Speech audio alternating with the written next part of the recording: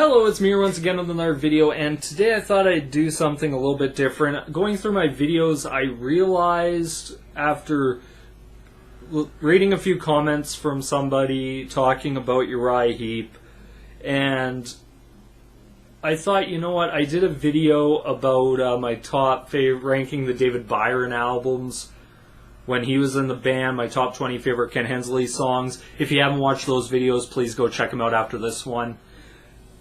But he made a comment about Uriah Heep and really when they started to fall from grace, especially the commercial side. But I realized I didn't really mention much of the 80s or 90s or even do a video of that era of Heep. So I thought, you know what, I'll talk about it here. And the 80s was really a weird time for Uriah Heep. They had... coming off a Conquest at the beginning of the decade in 1980, Ken Hensley leaves. He quits the band. Mick Box was in really an interesting spot. Do you continue the band or do you dissolve it? Mick continued with it. Now, Abominog was a very successful album for the band. It really was. And I think it breathed new life into the band. But after that, some of the subsequent records that came after it, I think might have done more damage to the band than actually helped, if that makes sense. But there's one thing I'll say, and I want to really start off by saying this. The turmoil in the band, especially the lineup changes from their successful lineup of David Byron on vocals, Gary Thane on bass, Mick Box on guitar, Lee Kearslake on drums, Ken Hensley, the main songwriter and pretty much driving force behind the band, leaving or being in the band, to even going like a few years later, like John Wetton was in and out of the band, Trevor Bolder was in and out of the band, Lee Kearslake left the band, Bob Daisley came in.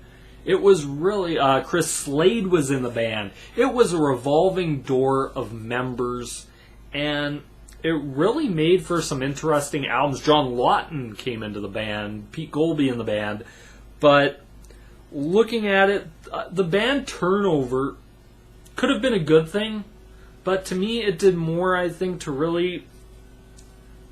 I don't know how to really react to it, especially John St. Clair and them coming in and leaving, and is what it is. But I think, truthfully for me, Uriah Heep, it wasn't an overnight feeling of things got bad. It was really gradual.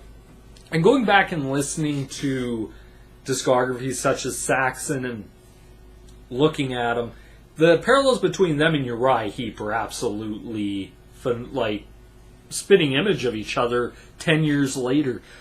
Very much where Uriah Heep was a pioneer in the progressive rock movement, the hard progressive rock music, and almost dare say heavy metal. They were really releasing some great innovative records, just heavy. And the thing I noticed throughout it is, especially after Sweet Freedom, the sound started to change. And fans can sometimes forgive sounds changing, but your core has to still be what you are. And me and this guy started talking and going back to, really truthfully, Sweet Freedom 73. So from 70 to 73 they released 5 records that were absolutely brilliant masterpieces. But after that it started to fade, and I even mentioned this somewhat in my discography, is the sound changed, especially the heaviness of it. If you listen to those first few records, like even go from Salisbury to Sweet Freedom, Lady in Black's acoustic, it's sure as hell heavy. The Wizard is acoustic, but it's sure heavy. It's a heavy acoustic sound. And then you get later on into Heep, the heaviness is gone. Like, it's almost their shell of what they were. Now, some might blame their record deal in the US for that quite a bit. is the changing in sound, trying to be more commercial. Really, truthfully, for me, and this is something that really followed Uriah Heep, I think, especially throughout the 80s and 90s, especially the arena rock stuff. Uriah Heep's not an arena rock band. They never were. They were trying... I dare say, I know Heep fans might not agree with me. I think Uriah Heep was trying to be something they weren't. And I remember listening to some of these records, and creatively, especially the 80s and 90s, I think Uriah Heep's biggest thing is there wasn't a direction. And it really shows on the albums, especially Abominog. I believe half of its covers. Head First, covers. Equator, their first album that's all original music, sucks. I know some Heat fans might not like I said it. The album sucks. Raging Silence was a step forward, but once again, covers. Different World, all original music, sucked. It really did. Sea of Light, they gone back to their progressive rock roots. Really good record. Really good record. Sonic Origami, a little bit of a step down, but still a pretty decent record. But if you look at that era from 80 to 90, and especially post-Abominog, I can't believe how much of these albums are filled with covers. And that's a sign that a band, I don't think, was firing on all cylinders. Especially creatively. What is Heep at their best? Heap's at their best to me when they're absolutely heavy. And really, I think one of the best things the band did was take 10 years to really release another record. And that album was Wake the Sleeper. And why do I love Wake the Sleeper so much? Because it goes back to what Uriah Heep is. Heavy. Heavy rock. And I always found this very fascinating whenever looking back at this era of Heep. Is it has its fans, and I don't hate you or blame you for liking this era. I'm not going to be the arbiter of taste for anybody. If you like it, hey, more power to you. I just didn't think it was that great. And this is really sort of me just talking about my feelings on this era.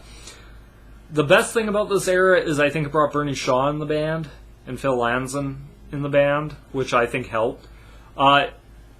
But yeah, it's a weird time. The 80s, the 90s for Heep was not very successful. Like, especially over the last probably 10, 12 years, I think they've had more of a resurgence in the music landscape, probably to what they are. It's more truer. I know Living the Dream I have to review, but I'll say this, it's probably one of my favorite records to listen to Uriah Heep-wise since Look at Yourself. I love that record. It's heavy, it's hard, it hits you in the mouth. But anyway, that's my thoughts and opinions on 80s and 90s Uriah Heep. I'd like to hear your guys' thoughts. What are your guys' thoughts on this era of Heep? Do you like it? Do you hate it? Do you kind of wish it'd go away? And oh, yes, also one more thing I want to mention is looking at the albums, where to me did Uriah Heep really lose favor with the fans?